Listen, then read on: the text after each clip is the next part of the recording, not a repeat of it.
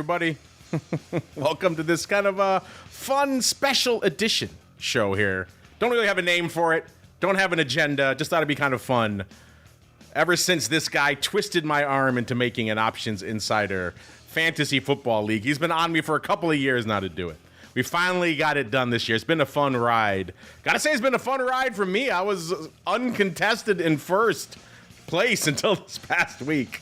A little bit of skullduggery. We'll get to all that fun in a little bit. He's having a little bit more challenging of a ride. Of course, I'm talking about the fantasy football maestro himself, none other than Mr. Brian Overby of optionsplaybook.com fame, I should say.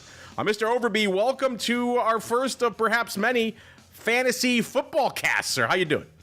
I'm doing all right. I had a win this week, so I'm doing a little better. I saw that. You kind of the weekend is over. It was a close ride, and I do snuck enjoy by the there. team name that I was playing with. It was Rashid Rice Futures. I love that name. I think he's in Unfortunately, he didn't have Rashid Rice. If he did, I might not have won that one. But I came out of the doldrums, out of the tank. Yeah, a close one for you. So I'm looking at the standings here and the results from this past week, listeners. And it was a closely fought thing for Mr. Overby. Like I said, coming into this past week's contests, I was alone in first at 6-2. And Overby, looks like you were hanging out at, I think the opposite, pretty much, 2 and 6. Opposite, 2 and 6. So it's been a bit of a rough run there. You were facing off against I think he's in our chat right now, Mr. Unlimited, and his Rashid Rice Futures team. Close battle, 170, pretty much 176 to about 172.6. So a little over a 3-point margin of victory out there, sir. So a tight one out there. Other people we have playing in our league this year, listeners, having hot battles. We also had a battle between Carly Garner of the Carly Trading fame. She's been on Twyfo and a bunch of other shows, taking on Scott Nations, who's been on a bunch of our shows, including Vol Views and the Pro Q&A. And he will be joining the second episode of the Volatility Deathmatch, taking on the Flowmaster. So that should be fun. Stay tuned to that on the Pro soon. And it looks like Carly took it this week, 202.76 to 174.82. So Scott, one of my few rivals for first place, also falling on the week. Your buddy, Mr. Stevens from Fidelity and his Degeneration team also falling to Kevin Green of the Schwab Network and his Bull and Bear crew. Pretty much 142 to about 127 there. And then Uncle Mike, the guy who stole your beloved McCaffrey, also, and his crypto-loving squad. That's a bit of an in-joke. Uncle Mike hates crypto. So he missed the draft, so I named his team the Crypto Lovers just to mock him. And he's been mad about it ever since. I don't think he knows the button to change the name of his team. Otherwise, he would have changed it already. But it's Uncle Mike taking on one of our pro members, Age of Del Aquarius, who whooped him 185 to pretty much 167. So now he is my lone rival for first place. We are both coming in to this week at 6-3. So tied at the top of the. We're also pretty close in points for. I've allowed fewer points against, I suppose. But it's a pretty close race between myself and Age of Del Aquarius. I, of course, had a little bit of a stumble this week, Mr. Brian. I fell now to 6-3, 151 to about 172 for our buddy, Mr. Rich Excel of Twyfo fame, and does a lot of stuff with CME on the future side, and his Stay Vigilant squad. Unfortunately, managing to sneak one by me this week. He's 5-4, so he's kind of a sneaky player in there as well. And then Mr. Nichols taking one on against Options Queen. She was undefeated for a while, taking her out pretty much 194 to about 182, even though he's suffering the loss of Cam Scattaboo, as I know many folks are out there. And as you mentioned, Mr. Overby sneaking one in, turning the tide over there against Rashid Rice Futures squad over there by a slim margin. So our standings right now, Mr. Overby, coming into Showtime. I am tied for first with Mr. Age of Del Aquarius. Again, both of us 6-3. And then we have Kevin Green and Scott Nations and Rich Excel and Nick. Oh, wow. Multiple people. And Nichols and Carly Garner and the Football Queen all battling it out for second place. All of them at 5-4. So, wow, what a tight league. And then right below it, we have Mr. Stevens, his Degeneration squad, 4-5. And then you snuck in there with the win at 3-6. You're tied with Uncle Mike, your nemesis. And poor Rashid Rice coming in at the bottom there 2-7. So let's start there, Mr. Overby. I know I have some thoughts on how this season has played out so far. We're roughly halfway through. What are your thoughts? What stands out to you? Well, this was the tough week because, you got Mageddon that happened in week 8 and week 9. And then obviously there's some trades that are happening. So this is where the managers shine. Because I always find when you get to week 9 and week 10 and that, you kind of get some exhaustion before you get into the playoffs. So people kind of lose interest a little bit. And if you're on your toes and you're grabbing some of these trades, you can start moving forward at this point in time. Now, obviously, my goal is just to try to get into the playoffs. But I lost my number 1 and number 2 draft pick this year, and so I am hurting. But I'm getting some back because a couple of those guys are going to come back and they're going to be back on my team, and hopefully I will be back again and make a run for the playoffs.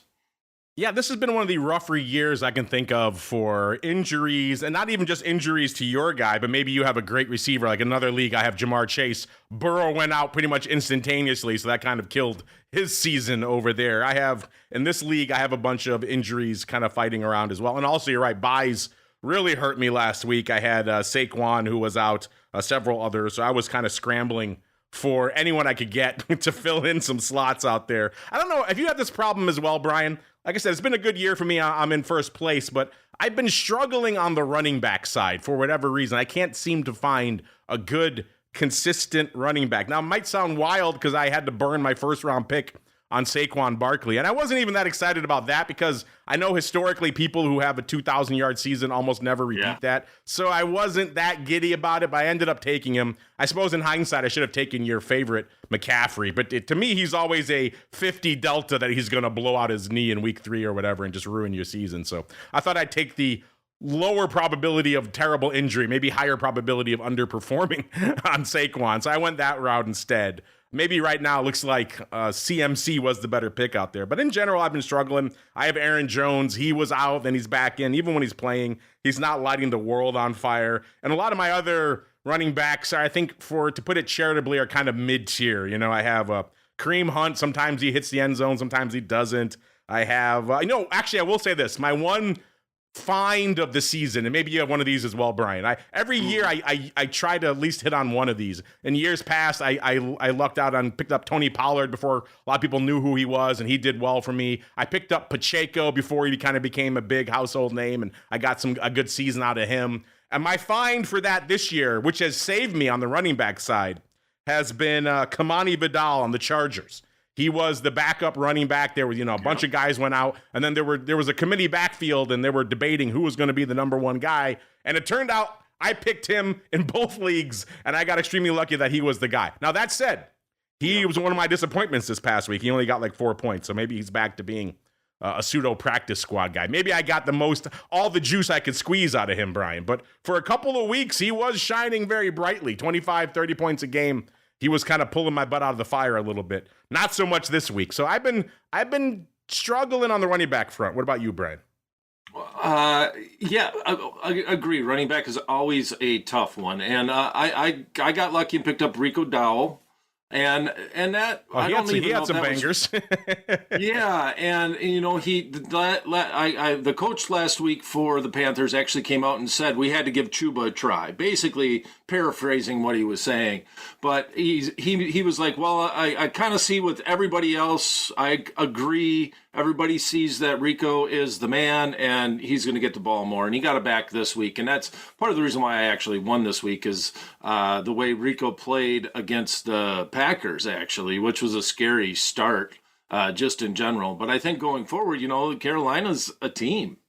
I don't even know what to say. I keep trying to fade them because I live next to the my office used to be right next to the stadium, honestly, when I worked at Allies. So back at the day, they're actually strong, and what they did to the Packers, I mean, they won that game in Lambeau. I mean, gosh, that's just crazy to me. But they came out and won it. Yeah, your Packers. Part of it was Rico Dowell. Your Packers having a rough go. If you had asked anyone at the start of the year, Panthers versus Green Bay, who's going to win that one? I don't think even the staunchest of Carolina fans would have picked them. So Absolutely wild. Some struggles in your Packerville up north, sir. Yeah, they are. And they have solid defense, but their struggles are on offense. And then they had, they lost Kraft this week, which is going to be a real hurt for them. He was their number one wide receiver. There's no real number one on the Packer side.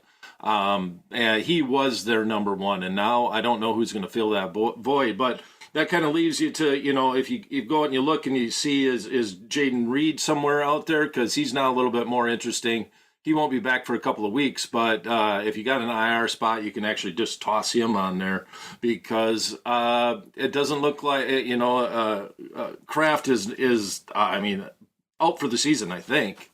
Actually, I didn't. Yeah, he's done pretty much, I think. I think he's out for the season. I was looking at tight ends. It looks like Luke Musgrave might be slotting into his spot, so he might be a fun waiver wire pickup for some people. And he's not bad. He's just not the after catch guy. Yeah, he's not a world He catches leader. and goes down basically, but he's not a bad backup. He can fill in.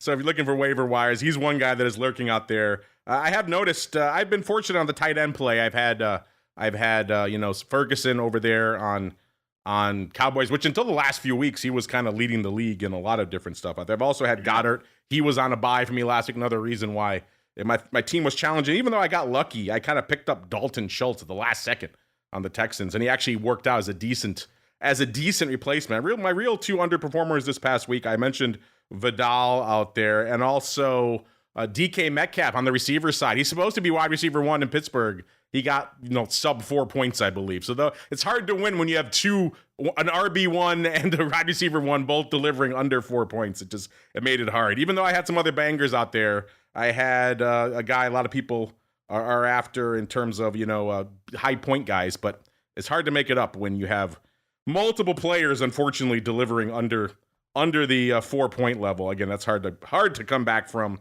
And it's interesting in our league, Brian. Every league's going to be different, obviously, but it seems like people are hoarding on their benches a lot of good players out there. Because I'm looking at the waiver wires, who's available out there. Things are dark when the best running back prospect is Devin Singletary, and I've sworn him off in many leagues over the years because I picked him up, and then he's never been good, and I've always dropped him. He's a guy. You have 5 guys on bye that week. I need somebody. I guess I'll try him. You think he'd be better now that, of course, Scatterboo went down, but he's still really doing a whole heck of a lot of nothing out there. So he's been he's at the top of our waiver wire right now for running backs. That shows how bleak it is on the running back side, Brian. Yeah, I think the only one that I really see that's out there that's interesting, because just they're fading, but the offense is going to be struggling, is Washington. Rodriguez Jr. got a lot of play. I don't think that the rookie Bill McCroskey Merritt, or whatever, if I'm pronouncing that correct, I don't think he's almost droppable at this point. He's been a bust. Yeah, and he has. He's not had over 10 points. He's been solid in that he's 5, 6, 7, or 8, 9 points in a normal league. But Rodriguez is out there, and he's possible. But Washington, having the big blow to their quarterback this week, and that was nasty. I was sad that I had to watch it. I actually sat there and rewound it and looked at the actual play. Man, his elbow wasn't going the right direction. You're a glutton. I saw it once. I was like, I'm good. I don't need to see that again. That was horrible. But you know what? Looking here, our wide receiver waivers aren't that much better. When one of your top guys available is Jerry Jeudy, he's not exactly blowing my skirt up either. So yeah, it's kind of slim pickings. I don't know. People they must just be hoarding 3 deep of all the skill positions on their bench or something along those lines, Brian, because it doesn't seem like there are a lot of juicy prospects in our league out there for pickups.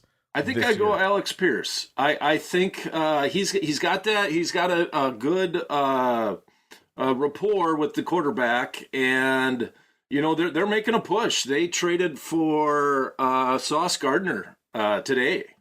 I heard 2 first rounds. Is that true?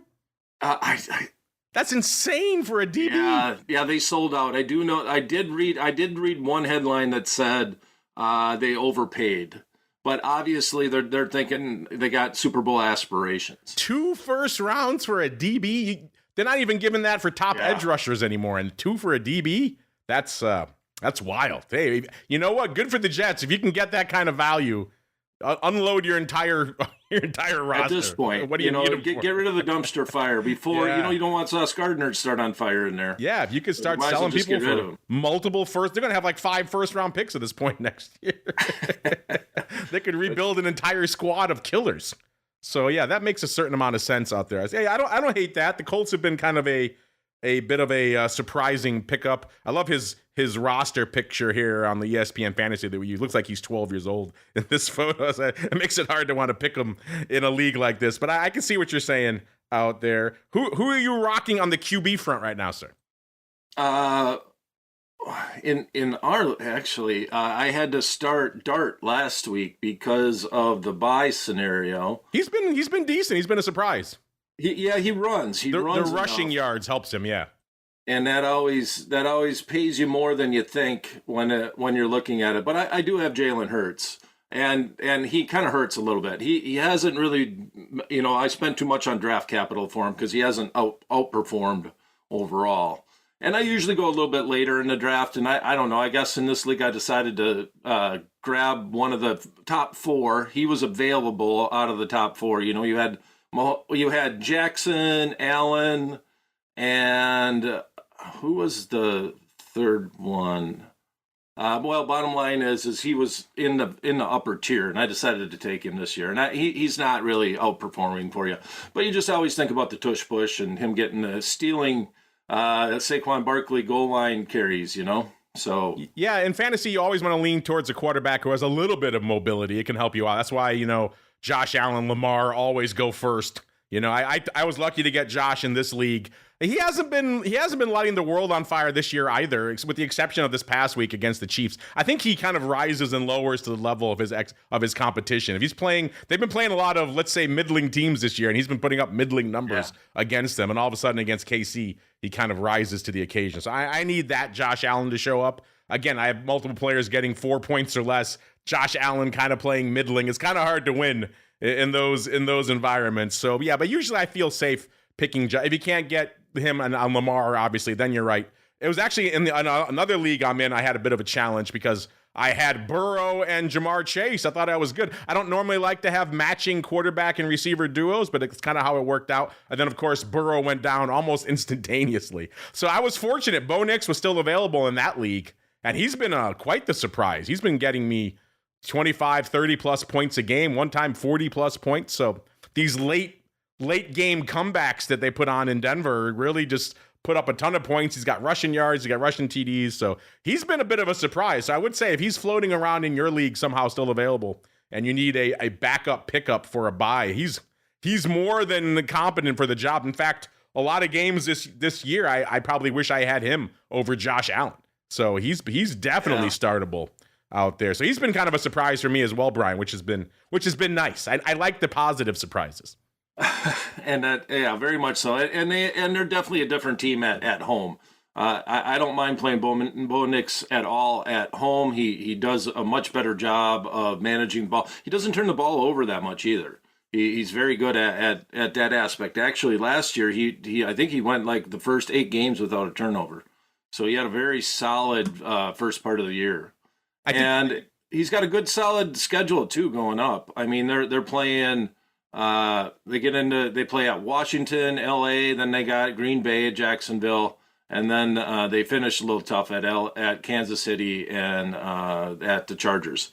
But yeah, he's got a solid schedule coming up, which I always like to look at that if I'm thinking about picking up a quarterback. That's fairly important. Oh, definitely. That's one of the reasons why I was so excited for Josh Allen. He had like the easiest schedule in the business, and then he's putting up he's putting up middling numbers, which was very disappointing. So I don't know how many weak games they have left, but hopefully they could start turning it back on again. I see some comments. I'll get out to that comments in a second, but I also. I took a flyer this year. I don't usually take flyers on rookies, but it was kind of mid tier in our draft, and I thought let me try a flyer on one of these guys. So I ended up going the Travis Hunter route. Now, if you're going to do him, listeners, you have to have a league, and our league does do this. You have to have a league that gives you some value for the defensive side as well. So if you have a player, I think all leagues should do this. If you have a player who gets a pick or something like that, they should get credit for that. I think that not just running it into the end zone, they should get, or if they have to make a tackle after an intercept, they should get some points for that, I think. So our league thankfully does do that. So it makes a guy like Travis Hunter a little bit more viable. But he's been kind of middling for me, Brian. I think some of the defensive stats helped pad him a little bit. Otherwise, he would have been kind of underperforming. And then, of course, I go into this week saying, where am I going to play him? And, he's on IR now, too. So it's just, this has been definitely one of the more injury beset seasons I can remember. And it's not the obvious ones. It's not the Christian McCaffreys and the guys who always go down. It's almost everybody else but them, Brian. Well, and that was my aspect, and I told you this right after the draft when we had a little podcast, was I was trying to target McCaffrey, but I kept getting horrible drafts. Like I was always 7, 8, 9, 10, and he would always go 6, 7. Like he always went right before I drafted. It happened to me a couple of times. And in my league, which I would say the league of record, the one that I actually run and have been doing it for over 10 years.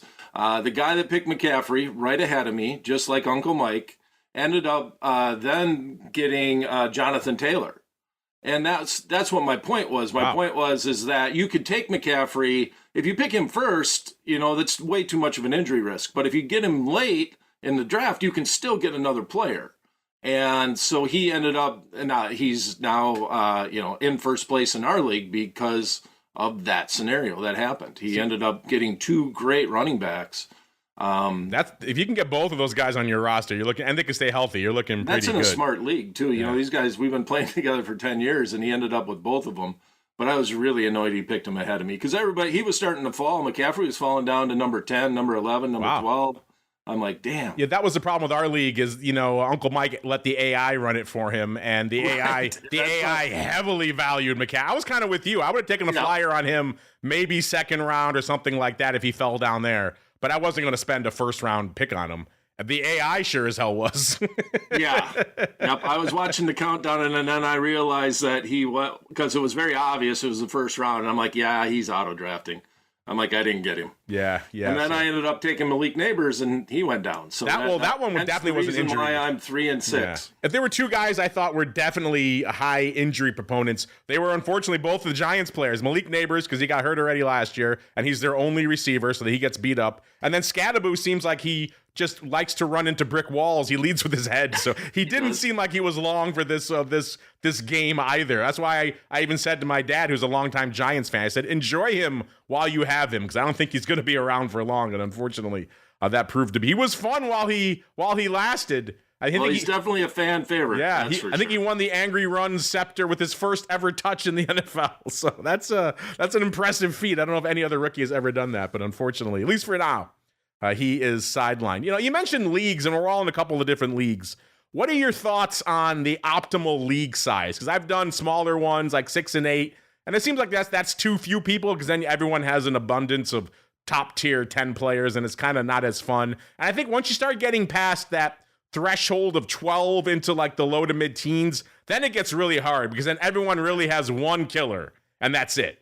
And then if that one killer goes down, you're stuck with the Nick Chubbs and Kareem Hunts of the world trying to make it up, and it's a challenge. So I think the sweet spot, which is why I kind of limited our Insider League this year just to 12. I wanted to keep it manageable, and also I think that's kind of the sweet spot for me. What is your sweet spot in terms of league size, sir? I would agree with the 12 thing, too. And then I've also seen, like, if you get to the 14, where you limit the number of running backs, like, for example, somebody can't get 6 running backs on their roster, because then it makes it almost impossible if you get an injury to come on out and actually find somebody and keep your team going. So if you go to 14, I think you gotta do stuff like limit running backs, or you have to do something to try to make it competitive for people to get injuries, or they just get bored too, and then they just stop, because they're like, well, there's nobody out there. What am I going to do? And that's a battle. So I agree with you that 12 is the right number. If I go any more than that, I think you got to, tweak the rules a little bit more to try to keep it keep it so that so it's fun for people when they get injuries. Yeah, you know? I did notice that. I think the default settings, we use ESPN. I think the default settings, they limit you to only a certain number. Because I bumped up against that recently almost by accident. I was trying to shop. Really? I didn't notice that yet. I was trying. I didn't realize that either until I bumped up against it. I was trying to shop for backup RBs, and I had some crappy ones on my bench. I was trying to get rid of them and try and shop for some more. And I couldn't even pick one on the waivers because you have too many RBs already. So I had to go drop one first. Even though I had an open spot and I had enough players, it was weird. But yeah, so that is a setting there. Speaking of leagues and settings, Brian, you mentioned this to me, and this came up in our live chat here. This comes from the person you played last week, Mr. Rasheed Rice Futures, your victim from last week. He says next year, if we have a ton of people playing, and by the way, this is just a trial league. If a lot of people are interested in this, we can find a way to expand it. And he has one suggestion for this, Brian, which I think you will like. He says, might be able to try a guillotine league. You were just explaining this to me, Brian. He says 18 members to start. Every week, the lowest scoring team that week gets eliminated, and all their players go on waivers. And waivers are a silent auction. We have $1,000 budget to manage all year. Brian, you're in some of these. What are your thoughts on the guillotine leagues? I actually just won one in the neighborhood, and I really enjoyed it. It was a lot of fun. Now, if I do the guillotine league, you can do 18, but I kind of like the concept of the fact you don't have to, because a fantasy football season is grueling. 18 weeks is a lot. So the one thing that's nice is it doesn't matter the number of players. If you have 10 players, you go 10 weeks. If you have 9 players, you go 9 weeks, because it's, the last man standing is the winner. So we just finished one. We had 9 people in it. It was just a neighborhood thing. It was fun. Yeah. I made a fab bid, which that's what they call it, free agent budget. And it was for McCaffrey. And I bid $256, and the next bid was $255. And my neighbor was very mad, and we had a lot of fun with it. And he said, get out of my head. And I said, I didn't want to be in there anyways. There's too many cobwebs. And we went back and forth. We just had a lot of fun with it because stuff like that happens. And I really enjoyed it. And as a matter of fact, I got a question for the listeners. So I went in and I actually have an easy button. And today, when I won, I literally made a recording and I hit that was easy. And then I showed the championship banner from the league. And my question to everybody out there, is that too much, not enough, or too, what would be the other, maybe we could make it a quiz or something. But using an easy button when you win a league, is that too over the top? I mean, it's a neighborhood thing. That's not too bad. I've seen obviously far worse. I think we all have. I think that's pretty mild in terms of mockery out there. It looks like some of our chat is down for the idea of a guillotine one as well. So I wasn't familiar with that until you mentioned that. I think you got to do it in Yahoo. I think okay. Yeah. I think you I think I remember reading something about the guy that actually invented it, and he sold it to Yahoo. I don't know if there's I highly doubt there can be a patent on. I was going to say you could sell your fantasy football mode. But wow. he did get paid by Yahoo. He got paid something substantial by it. But it's a lot of fun. That explains. I've only really used the ESPN one. I just got lured into that ecosystem. It's nice to have the stats right with it. But you like Yahoo? You think it's better? No, I don't. I don't know. Indifferent about those two. I know the Sleeper app is kind of interesting, but I never played in a league that's in it. I think they're the ones that give you the most background and help you out the most. But I have a Yahoo league and I have a ESPN league, and I'm in 4 leagues. I do, including you're the 4th one that I was in.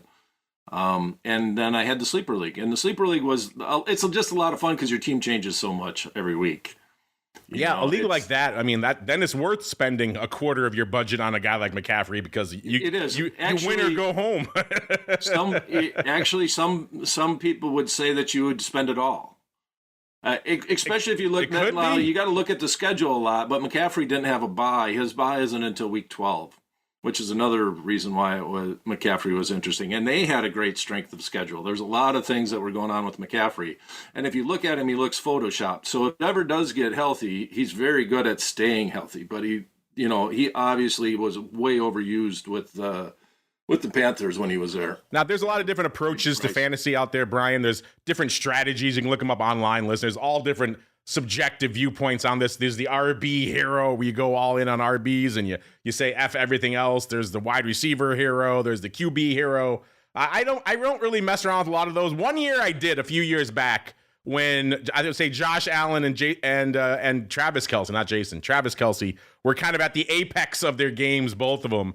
There was a school of thought that both of them were so far ahead of their peers in their category. You just pay up to get them early, and then you can kind of have everything else be middling, and it should work out well. So I ended up doing that. I went early for Josh Allen and Travis Kelce, and they ended up working out pretty well that year. Obviously, if you've done that since, Kelce has kind of fallen off, but that was probably his best year when he was effectively a wide receiver one. But that was the only year I've ever really done a quote-unquote gimmick strategy like that. I try to find the best available. Do you ever go for any of those types of strategies, Brian? Oh, yeah. Usually in the draft, if I fall, if you're far enough back and you have to pick a wide receiver, my next pick is going to be a wide receiver. So in other words, I let that lean towards, what's available at that time. But obviously, if I could have got McCaffrey, then my next pick would have been a running back. I would have kept with it to try to keep the strength where you have it, right? Where you can use it. And it obviously depends how many people you have in the draft. Like when you were talking about those Kelce years and when you won that year, there were no other, not only was Kelce the best at the position, there were nobody else in that position that was even worth no one starting. even close. So the strategy was the outperformance was so much that you could lose it in other places and still do well. And it did work out. And this year, it's not that case. No, there are a lot of good, solid. As a matter, like we just talked about Tucker Kraft, like he's number now. Bowers is coming back. He finally got healthy. Yeah. But they traded Jason Myers today to Jacksonville. Oh. Yeah, so that's going to be real interesting because Jacksonville also is injury prone. Parker Washington's over there. But he should be available with Brian Robinson Jr., I think, is out. Is that the running back or is that the wide receiver? But speaking of tight ends, like there were people who spent first-round draft capital on Brock Bowers, and they were hurting for most of the season. He finally came back, and he delivered a first-round type. That's wild in and of itself. Outside of Kelce at his apex, there's not many tight ends I would think would merit any sort of first-round pick. But apparently, I don't know where Brock. I'll have to go look and see where he went in our draft. He went high. I don't think he went first round. But that's wild on a tight end for that kind of numbers. But of course, he delivered in the game this week, but he's been on IR for all seasons. So that's been kind of rough. Right. And even when he played a couple of games hurt, and it was very obvious that he was hurt, but he's all that's left now. Literally, he's all that's left on that team. So they played Denver this week, and it should be interesting. I wonder if Denver will just, have three guys on him because they have nobody left in Vegas at all. That's true. That's true. That's interesting to say the least. But yeah, I love fantasy, and on top of it, I this is one of those like the Fantasy Life by Matthew Berry. He talks. My dad passed a couple of years ago, but that was one of my favorite things to do is make him a manager on the team, and he could see it. He didn't want to do it because he's he's a truist, I guess would be the word. But really enjoyable. Was your dad like my dad when he first started getting into fantasy? My dad's a Giants fan, so he just picked a bunch of Giants players. I had to tell him, "No, Dad, it's not a theme team.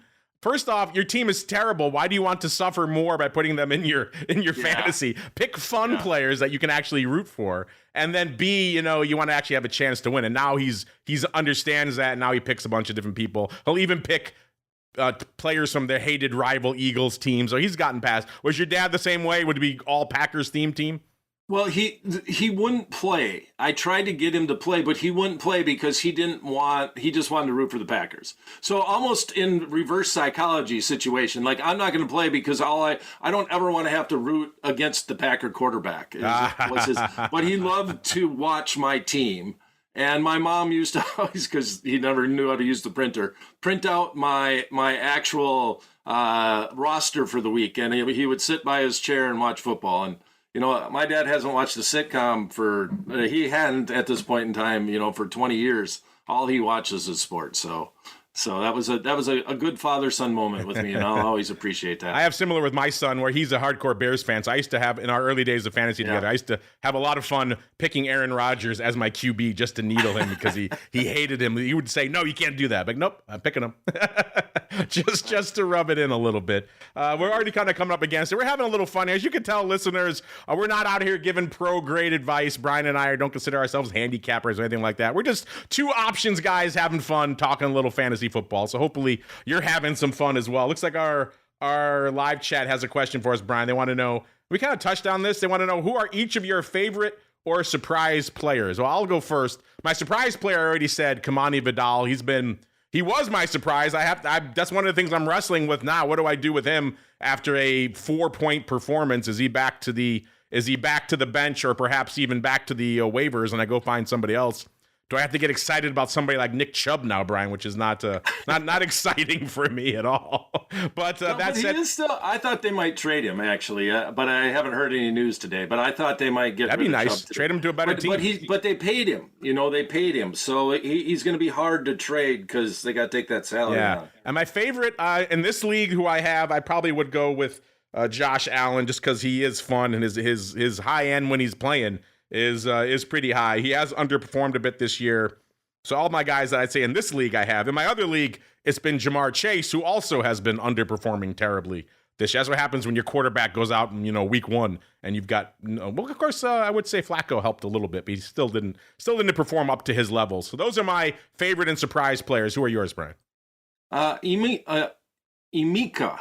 I got that right. I don't even want to try to pronounce his last name because I don't want to pull a Gronk on it, which that is one of the highlights of all the fantasy shows, the pronunciation of that guy's name for Tampa Bay. But I picked him in every league. And then Mike Evans went down. And on top of it, he was doing better than Mike Evans. Godwin's coming back. He's somebody that's out there that you could pick up too, because they're starting to hurt in the wide receiver. So if you have an IR spot, that's a good thing to pick up. But he was the rookie that I picked this year, and I picked him on every single league, and I have him in our league. And he pulled a little bit of a hammy, but he's came back, it appears, at this point in time. But that has been my best pick during the draft on every league, every single league I picked him up in. So I definitely targeted him in my outlook. And then another one, one thing that I did notice, and I do kind of notice this actually in the betting world too, is Seattle, man, they look really good. They look really good. And the thing that I think that's funny about Seattle is they just keep discounting Sam Darnold.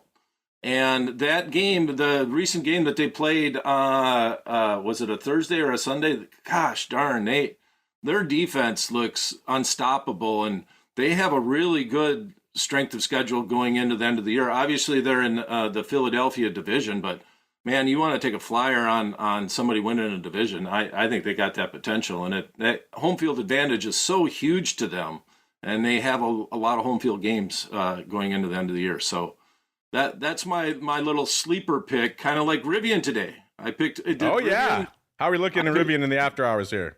Is it down again? So I just bought straight puts in Rivian today to toss in one trade. Yeah, off another 70 cents, 5.25%. Popping in the after hours a little bit, up 40 cents in the after hours. Oh, it's up 42.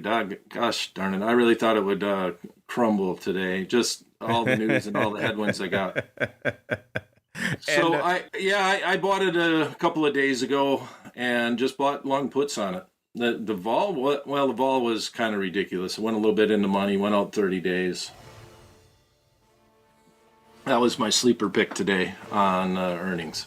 That was your Kamani Vidal on the options front for this week here. It's up 43 cents. Yeah, just like a rookie. Sometimes it's good, sometimes it's bad. But it was definitely bad going into earnings. Now it's up about 3%. And they wanted to know your favorite player as well. Who's your favorite player right now, sir? Oh, my favorite player. I'm on my team. Are we going? Or are we just saying? I went on my team, but you could do whatever you like. All right. I'm taking a quick peek. Let me see who. I'm struggling. Man, I should have had that at the top. Well, Tyler Warren, I do really like him with Indy, and I do think that he'll start coming around more. But then they got a receiver back, and he kind of got hurt a little bit on it. Yeah, Josh Jacobs. I mean, the one thing I love about Josh Jacobs is he's going to get the ball for Green Bay when he's in the red zone. Like there's nobody else. I think he's gone 16 straight games with a touchdown, and he plays hurt. He has always played hurt. Even when he was with the Raiders, he was willing to go out there and give it his all when he had a boo-boo. So he's probably my favorite. He's the favorite guy that I like to have on the team. He's not necessarily going to go out and be a Jamar Gibbs and get you 50 points, but his ceiling is always so strong that he's one of my favorite players. Yeah, I have him in the other league I'm in right now as well, and he's been a bit of a stalwart for me when I've been having running back issues kind of across the board. He's projected to get 23 points this week, so he's definitely a fun one out there. Hope you folks had some fun with this inaugural, I don't know, what are we going to call it? Fantasy cast? Options guys talking fantasy? the fantasy trade. Talking fantasy, right? Same difference. I'm sure you folks have your own ideas out there. Send them in, hit us up. If you like this, we'll do more of these going on throughout the rest of the season. And we'll play with some fun ways to... This was, again, the inaugural league to see if there was interest. Clearly, there is interest doing this over there inside. We made it only available to our pro members for now. One of the perks of being on the pro side out there. Maybe in the future we'll open it up if there's a lot of people who want to play. Maybe we'll try that guillotine and all sorts of other ways. Either way, it's a fun season. It's a challenging season. A lot of injuries. So hopefully you're surviving. It's been challenging for me. It's obviously been really challenging for Brian over there. He's looking to dig out of the hole. So much. There. Good way to end it, Mark. Yes, trying to keep it positive. But any other thoughts you want to leave the folks with, Brian? No, it's just fun. Good, clean fun. That's what I'll leave it with. Right there. It is good, clean fun. I hope you're having fun on the network. We're not done today. We'll be back right after this, listeners, to wrap up your trading day with a taste of the hot options report. Hope you like the new coat of paint we put on it. Brand new report, free data. You can't beat that. So at the very least, you should be visiting thehotoptionsreport.com to get your hands on all that free data. Back again tomorrow with all of our usual content. Back throughout the rest of the week with all of our usual content. And who knows? Maybe Brian and I will be back next Tuesday, another episode of the quote-unquote fantasy cast, for lack of a better name. See you then.